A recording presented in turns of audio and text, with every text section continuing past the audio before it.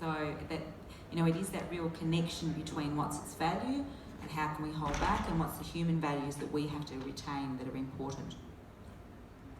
Absolutely. I know we have an opportunity to take some questions from the audience, so feel free if you would like to type in a question to slide up.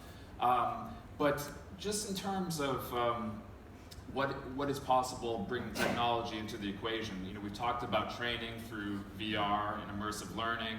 We've talked about AI as a way to kind of track on a macro level people's behavior in what has in the past been very fuzzy and unable to kind of have objective data on. Are there other ways that you see technology fundamentally changing the way that we learn and interact in a work environment? Anybody? Yeah, well, I guess one thing that I'll say is it's some of the dangers that we have. So because we work such different hours, and we were saying before, my work day when I'm in Australia starts at 8 at night and finishes at 4 or 5 in the morning, because 99% of the time I'm working with the UK or the EU.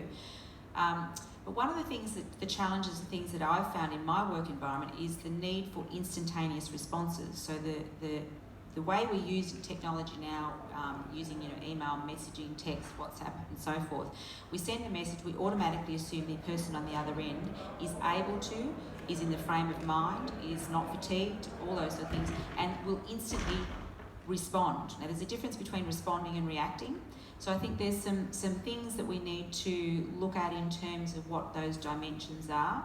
That, if we go back a few years ago, if we received a letter, we had time to respond, which means we use different language sets, we have different tones in our voices, which means we don't create conflict. People get really annoyed when you say no and you don't give an explanation, but they want an answer straight away and you can't type it because you're on the plane or you're on the phone, wherever you are.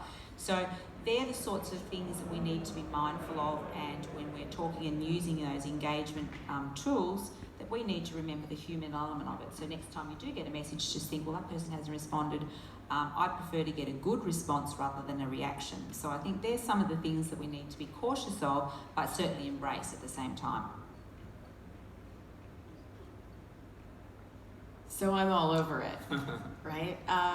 Some of the things that I'm really interested in is ways that we can use technology to deeply connect with ourselves and connect with other people. So one example, one test that we're going to do is haptics are pretty amazing. Your brain takes in information and makes sense of it. And so a very explicit example is that blind people can see enough to navigate a room, and deaf people can hear if the view of the room and the sounds are tapped onto their skin.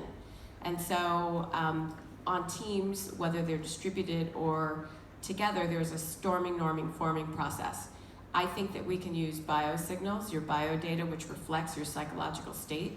I think we can use a mix of biosignals in order to accelerate the storming, norming, forming process, and we're gonna start testing that at Stanford later this year.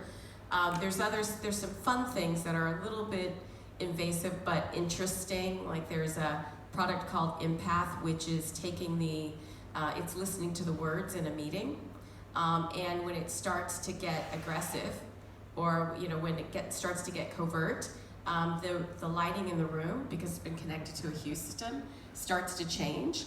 And you might think, well, why do I need lighting to show that this person is being aggro against me? Well, if you think about what goes wrong and sideways on teams, is that often that is happening and we don't talk about it. Like we pretend it didn't happen, and then that's what goes to rot inside an organization, large or small. Or things like if there was another study that was done at Stanford that had a little robot on the table, and during ideation, and if the robot periodically piped up and said, oops, I made a mistake, then the net number of ideas that the humans generated was actually more than when it was silent. And so this is still very early, but these are examples of how we can use technology to help humans be more human with one another. So it's not about replacing our senses or having us interface slowly with a bot. I mean, only with a bot. It's really about how do we establish a level of individual and group understanding so that when we're together in our very human sense, we actually get to make the most of that experience, and have the best outcomes from it. There's a great question here from the audience with 3 upvotes. Innovation in tech is great, but we're seeing more and more burnouts at work. How do we train people to remain emotionally stable if helping tech is not available? So this question of self-care and avoiding burnout is key. So Yeah, 3 things, top 3 things to do. 1, sleep train. So really learn how to sleep. Sleep has one of the biggest effects on your psychological well-being. It also changes how much negativity you notice, and this is proven. It changes your hormone levels. So really, it's like take your sleep very, very seriously. And if you sleep well for 10 days, it's like your life is different. So number 1, sleep. Also, if you drink 3 hours before you go to sleep, you don't sleep as deeply. So think about that.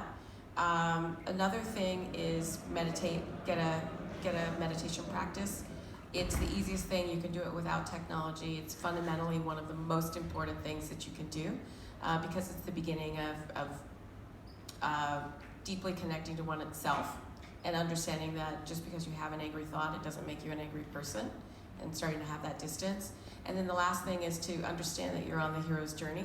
So how you think about stress has a big impact on its physiological effect on you. And so, I love what you said about people going from, they might have 3 or 4 startups and what happens in the startup, because I think the startup founder is actually on the hero's journey.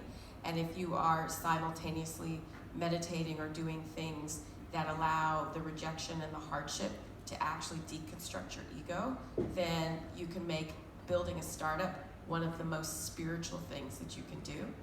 And so those 3 things. Yeah, and this is from a personal, individual and personal point of view. I think we as entrepreneurs or companies, we have a responsibility in it too. And it's for me, it's very important to set up the expectation. I think communication is key. You need to talk with people. You need to talk with your team. You need to have like those candid conversations without. Of course, you set boundaries, but it's not like you're having a conversation with your friends when you're having a conversation with your teammates. But I think it's very important that we can have this openness in this discussion. And that goes back, for me, it goes back to the value and the culture of the company.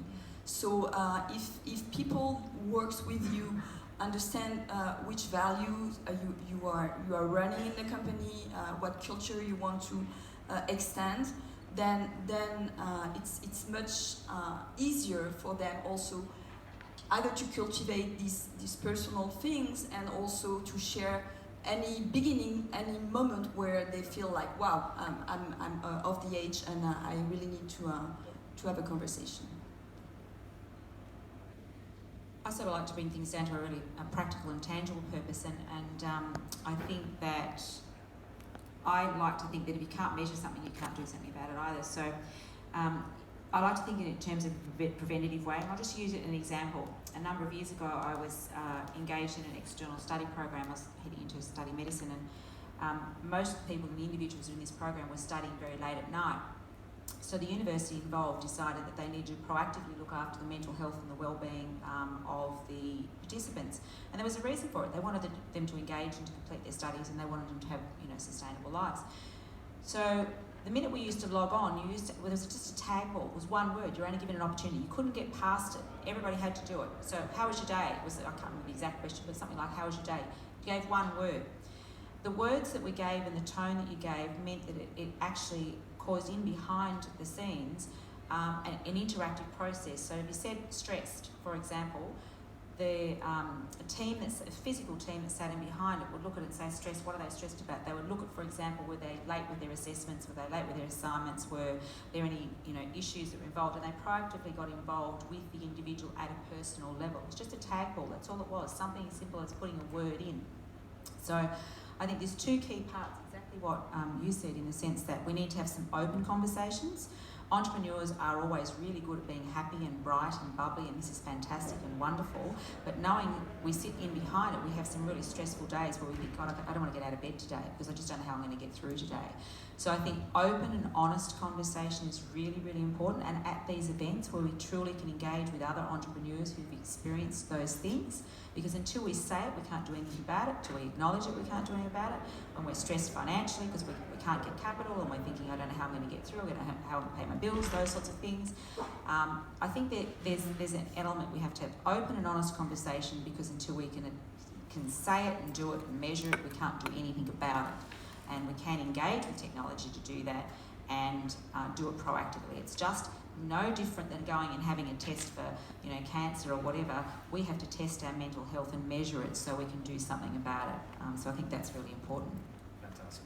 That's a great note to end on. Thank you so much, everybody, for being here, and enjoy the rest of the conference.